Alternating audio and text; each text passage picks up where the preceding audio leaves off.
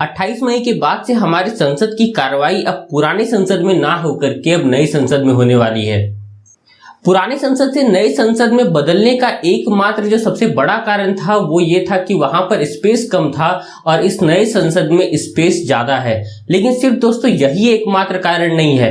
आज के इस वीडियो में मैं आपको बहुत सारे ऐसे जानकारी को बताऊंगा जो कि आप बिल्कुल नहीं जानते होंगे और कुछ चीजों को जानकर आप हैरान रह जाएंगे कि किस तरीके से इस नए संसद में हमारे पौराणिक चीजों के साथ साथ हमारे देश का जो पहचान है उन चीजों से भी इस संसद को जोड़ा गया है।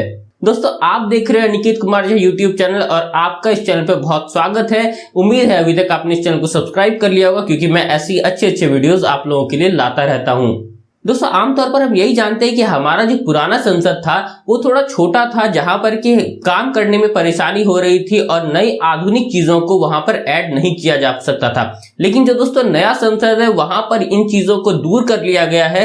लेकिन सिर्फ एक यही कारण नहीं है दोस्तों, हमारे पुराने संसद में ना केवल जगह की कमी थी बल्कि वहां पर आधुनिक यंत्रों को भी लगाना मुश्किल होता जा रहा था। जिस तरीके से अगर आप ये जाने कि हमारा जो नया लोकसभा है वो लगभग 2 गुना है पुराने वाले लोकसभा से और वही राज्यसभा जो है वो लगभग 1.5 गुना है हमारे पुराने वाले राज्यसभा से। तो लेकिन यहाँ पर दोस्तों और भी चीजों को जो ऐड किया गया है वो इस संसद को 4 चांद लगा रहा है। मात्र 2.5 साल में बना हुआ ये संसद आपको कई सारे ऐसी चीजों से जोड़ देता है जो कि आप आने वाले कई सालों तक याद रखेंगे। जिस तरीके से अगर आप लोकसभा की बात करें तो लोकसभा में आपको मोर से हर चीज जो है उसको जोड़ा गया है। मतलब प्रेरणा जो है वहां पर मोर से लिया गया है जो कि हमारा राष्ट्र पक्षी भी है। आप चाहे लोकसभा की सीलिंग देख लें, चाहे वहां पर की फ्लोरिंग देख लें, वहां पर हर जगह जो है मोर से ही इंस्पायर्ड आपको दिखेंगे। और यहाँ पर जो आपको लोकसभा मिलने वाला है वहां पर ना केवल आपको बहुत ही स्पेशियस जगह मिल रहा है बल्कि उसके साथ भी बहुत सारे चीजों को जोड़ा गया है, जैसे कि दर्शक दीर्घा जो कि दोस्तों पुराने लोकसभा में नहीं हुआ करता था। साथ में दोस्तों वहां पर चोल साम्राज्य के बहुत सारी चीजों को जोड़ा गया है जिसको कि वहां पर लगाने के बाद संसद की जो सुंदरता है वो ना केवल बढ़ती है बल्कि वो हमें अपने पौराणिक यादों को भी याद दिलाता है। दोस्तों हमारा भारत देश वो देश है जब लोकतंत्र पूरे विश्व में स्थापित भी नहीं हुआ था तब फिर भी हमारे देश में लोकतांत्रिक परंपराओं का पालन किया जाता था। बहुत सारे इतिहास में दोस्तों आपको उदाहरण मिल जाएंगे जहां पर कि लोकतांत्रिक परंपराओं को निभाया जाता था और आपको बहुत सारे उन पौराणिक चीजों का उल्लेख जो है हमारे इस नए संसद में मिलेगा। दोस्तों हमारे इस नए संसद में जो राज्यसभा बनाया गया है उसमें जो है कमल से प्रेरणा ली गई है। आप वहां पर कमल से रिलेटेड ही सारी चीजों को देखेंगे और ये बात जो है दोस्तों आगे चल के बहुत ही ज्यादा मायने रखती है। जब कोई भविष्य में इस संसद को कोई देखेगा तो उस समय उनको एक चीज समझ आएगा कि हमारा जो संसद है किसी थीम पे आधारित था। वो सिर्फ ना केवल एक बिल्डिंग बनाया गया है बल्कि कई सारी चीजों को जोड़ा भी गया है वहां पर, जो कि ना केवल हमें परंपराओं बल्कि हमारे देश की जो पहचान है उनसे भी हमें जोड़े रखेगा। दोस्तों ये तो हो गया संसद के राज्यसभा और लोकसभा के बारे में। लेकिन दोस्तों यहाँ पर जो नई टेक्नोलॉजी का उपयोग किया गया है, जिस तरीके से अब ऑटोमेटिक कैमरा हर जगह लगा दिया गया है, जहां पर कि अब आपको जो लाइव स्ट्रीमिंग मिलने वाला है उसका भी क्वालिटी और जो आपको ऑटोमेशन है वहां पर आपको बहुत अच्छा मिलने वाला है। साथ में दोस्तों इस संसद में सभी सदस्यों के लिए बायोमेट्रिक लगाया गया है जहां पर कि वोटिंग देना और भी ज्यादा आसान हो जाएगा। साथ में दोस्तों वोटिंग रिजल्ट को दिखाने के लिए एक बड़ा सा स्क्रीन लगाया गया है जो कि पुराने संसद में छोटे स्क्रीन से काम चलाया जाता था। अब ये संसद काफी ब्रॉड सा दिखाई देता है और वो बड़ा स्क्रीन इस चीज में और 4 चांद लगा रहा है। दोस्तों इस संसद में ही एक कमांड सेंटर बनाया गया है। जब भी लाइव स्ट्रीमिंग होगी तो सारा रेगुलेशन दोस्तों अब संसद के अंदर से ही होगा और किसी भी तरीके की जो प्रॉब्लम होगी वो कमांड सेंटर के थ्रू वहां पर ठीक कर ली जाएगी।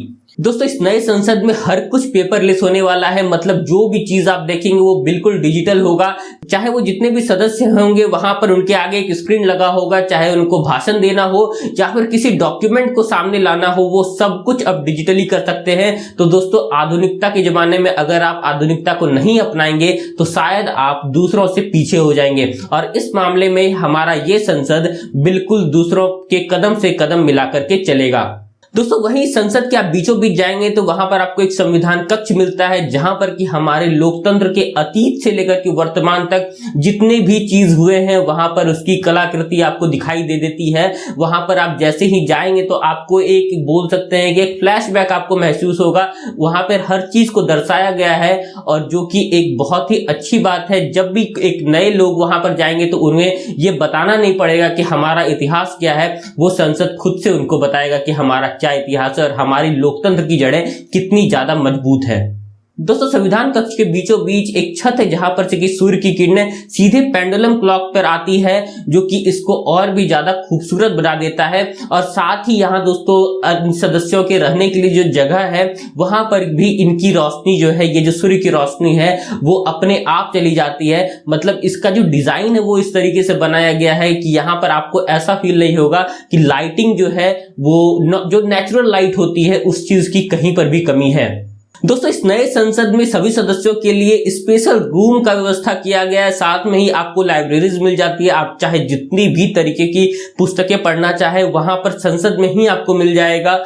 दोस्तों ये तो हुई सिर्फ संसद के बारे में बात। अब बात आती है कि किस तरीके से संसद जो है पूरे भारतवर्ष को जोड़ करके बना है।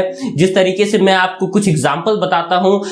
दोस्तों इस संसद के भीतर आपको जितने भी अशोक चक्र दिखेंगे वो सारे सागवान की लकड़ी से बनाया गया है, जो कि स्पेशली महाराष्ट्र से लाया गया है। साथ में दोस्तों यहाँ पर आपको जितने भी पत्थर दिखेंगे लगे हुए, जैसे भी पत्थर है वो दोस्तों राजस्थान से लाया गया, क्योंकि हम लोगों को पता है कि हमारा राजस्थान जो है वो पत्थर के मामले में जो है वो दुनिया में जाना जाता है। और दोस्तों आपको संसद में जो कालीन बिछी हुई दिखेगी वो हमारे यूपी से आता है। त्रिपुरा से दोस्तों यहाँ पर फ्लोरिंग मंगवाया गया है जो कि बांस का बना हुआ है। गुजरात से दोस्तों यहाँ पर सफेद मार्बल लगवाया गया है। और यहाँ पर दोस्तों आपको लगभग जो है पूरे संसद में 1700 से भी ज्यादा आपको दरवाजे और फिर खिड़की मिल जाते हैं, जहां पर कि 6 मुख्य दरवाजा है इस संसद में आपको एंट्री लेने के लिए। और लगभग दोस्तों इस नए संसद में आपको 3.5 किलोमीटर का कॉरिडोर मिल जाता है, जो कि अपने आप में एक बहुत ही बड़ा कॉरिडोर हो जाता है। मतलब आप अगर संसद में सिर्फ घूमेंगे ही लगभग आपको 3.5 किलोमीटर चलना पड़ेगा।